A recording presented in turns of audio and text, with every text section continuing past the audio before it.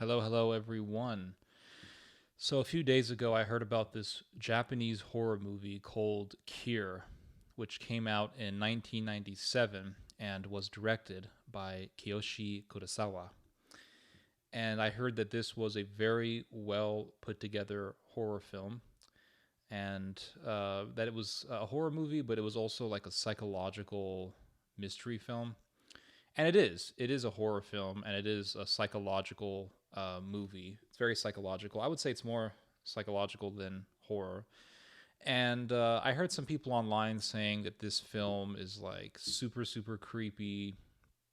I saw one comment on a YouTube video on this film saying that this film is so terrifying, and whoever wrote this comment wrote something like, "This movie like scared me half to death, and it was so horrifying." And this one scene where like water is dripping through the ceiling, it scared me half to death. And I'm thinking, either this guy is trolling or he's just easily frightened, because when I watch this movie, I swear most of this film is just like a bunch of Japanese guys in suits just arguing with each other or just talking about whatever it is that they're talking about. It's not really a horrifying film. I will say though that I did appreciate this movie, and I definitely appreciated how it was directed, how it was arranged, and I did appreciate the story. I think it is a good story. It's not a scary movie, but it is a good story. This movie is about hypnotism. It's about a guy who has the power to hypnotize people into committing murder. He hypnotizes people and then he tells them to kill somebody, and they do it. That's what this movie is about. And this police officer is investigating how all these murders are taking place. He's investigating the killings, and he's trying to figure out who committed them. And as he continues on with this investigation, he realizes that the perpetrator is a hypnotist who is influenced by all these different books on hypnotism, and that he has the power to hypnotize people and convince them while they're in this hypnotic state to murder other people. And he hypnotizes them by pouring water on the floor. And he also takes out a lighter and he opens up. It's one of those old school lighters that you open up and the flame just continues to flicker. And he just allows the flame to be there. He allows the flame to flicker, and he has the person stare at it, and then he says, look at this flame, and this guy that you work with is, an asshole, and you really want to kill him, I know, so you should do it. And the person does it. Um, I did like this movie. I liked how it ended. And most movies have terrible endings, especially horror films. I noticed that most horror movies have these ambiguous endings that leave the audience in the unknown, that leave the audience in a state of uncertainty about what this film's conclusion is, or many times what this film is even about. And if I hear that a film is extremely surreal or extremely ambiguous, for example, there was one film with Javier Bardem, I think it's called Mother, and they say that film, like, people don't even know what it is. Like, people don't even know what it's about. Like, people don't even know what the conclusion is. People don't know what the theme of the film is. It's all just confusing and full of uncertainty. And when I hear about films like that, it just sort of, it discourages me from actually watching it, because I like to have an idea about what I'm watching. I like to understand what I'm seeing. I don't mind mystery. I don't mind plot twists. But if the whole film is just saturated in mystery and ambiguity and pie in the sky surrealism, I don't know. It's kind of like an insult to the audience. It's almost like the director is saying, "I'm more intelligent than you," and if you don't like this film because it's too confusing, well, that just shows your lack of taste and fine quality art or whatever. And if films can become presumptuous, I kind of saw this with Nolan. I really enjoyed his Batman movies, but there was this one film that he did called Tenet, and I haven't even watched this film, even though it was like one of the most hyped up movies within recent years. I never watched it because I never watched the whole film. I watched one scene from it, and as soon as I saw people being rewinded and people walking backwards, it's just like they did a scene and then they hit the rewind button and then they made that the scene, and it just doesn't look interesting to me. It just looks presumptuous and pretentious. But this film doesn't do that. Cure doesn't do that. It's pretty straightforward. You have a perpetrator, you have a bad guy who's hypnotist, and he has the power to convince people to murder other people. And there's a police officer, and he has to stop this evil person. And he does. Hypnotism is bullshit. It's a scam. It's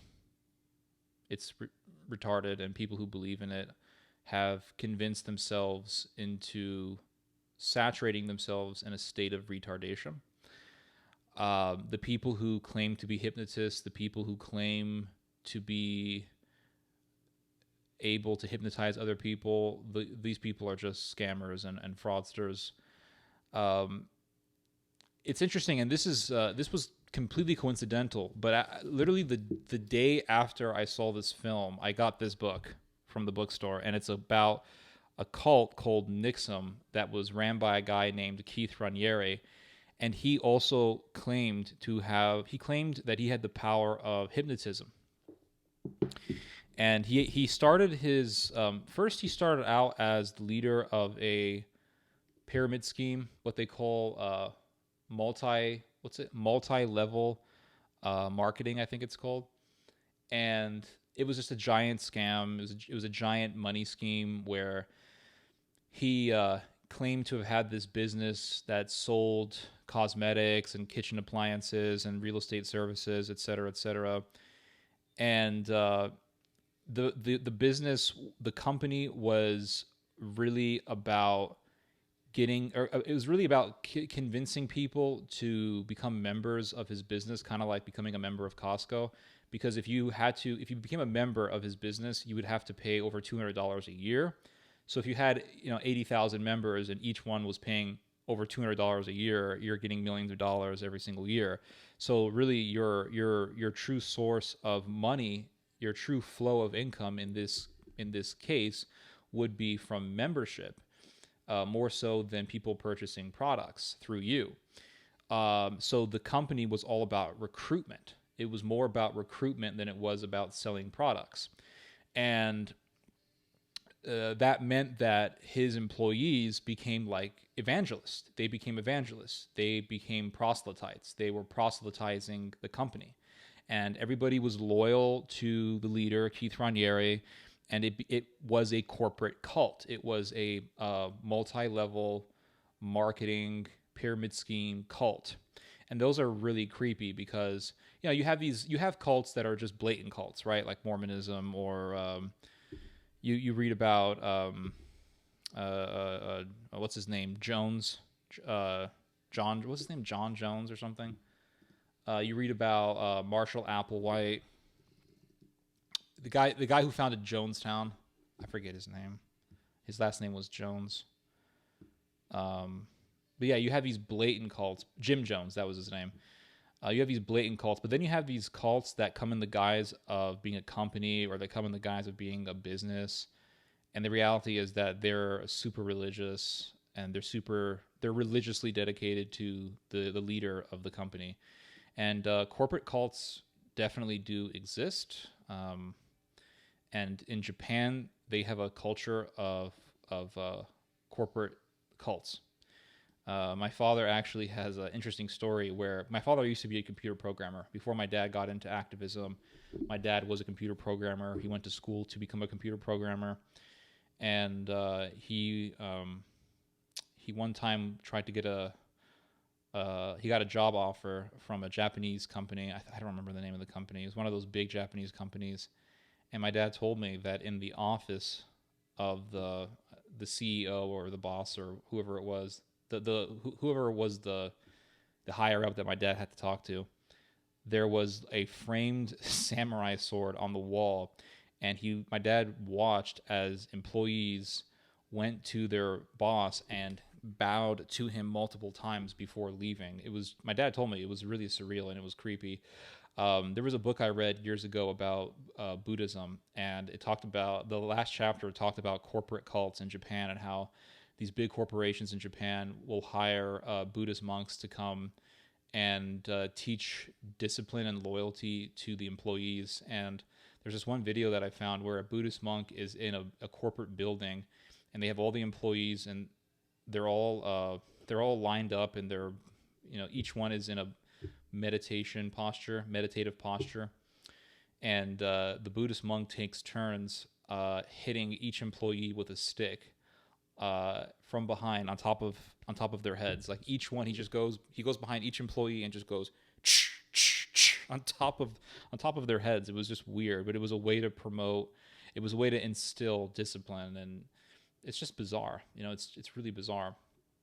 But Keith Raniere's corporate cult was eventually shut down by the government, or I should say by multiple governments in America, because they were the first government that caught up to what he was doing was the state of Arkansas, and then eventually the state of New York shut them down, and eventually, after so many different states figured out what they were doing was illegal and they were running an illegal operation, the pyramid scheme was shut down. And then from there, Keith Raniere just started a blatant cult. So he's like, okay, I can't start a corporate cult, so I'm just going to start a real cult. I'm going to start an open cult. So he started a cult called Nixum, and it was all about hypnotism.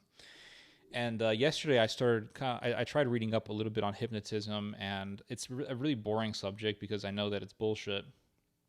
And I found this YouTube video of a guy claiming that he could hypnotize you through the video. He could hypnotize you by a video. And he said, if you watch this video, you will be hypnotized. So I clicked on it. I'm like, okay, let's see if this guy can actually hypnotize me. And at the beginning of the video, he does a disclaimer where he says that in order for me to hypnotize you, you have to want to be hypnotized. If you don't want to be hypnotized, then this video is not going to hypnotize you. So I'm thinking, oh, so in other words, I have to bullshit myself in order for this to work. It's just stupidity, guys. It really is. And the thing is that they are cults who say, I can hypnotize you, and I can change your mind, and I can alter your psychology and all this stuff. So you have a bunch of people who join these cults wanting to be hypnotized, and they allow themselves to be in whatever psychological state that this thing pushes them to. That's all this is, guys. It's self-deception. But yeah, the weird thing is that, well, it's not really weird, and nor is it very surprising, but like most people who join these types of cults are women. That's one thing I've noticed. And especially with the case of Keith Raniere, most of the members of his cult were women. And if you read, I remember years ago when I was in high school, I read this book called No Man Knows My History. It's probably the best biography I've ever read on Joseph Smith.